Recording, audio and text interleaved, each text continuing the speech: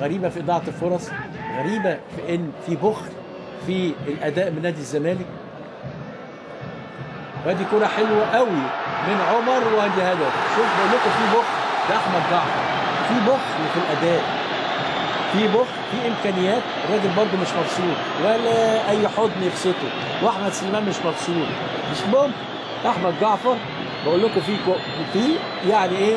يعني في بخل في الأداء. 3 الزمالك، 1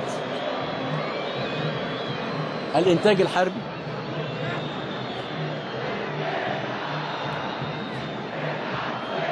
في الدقيقة 34 من زمن الشوط الثاني يتقدم الزمالك بهدف جميل.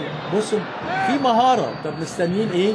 لم الراجل محمد حافظ وحطها بعد ما صدها نادر. ادي لمة حلوة قوي وصدها على طول نادر، انما تابعها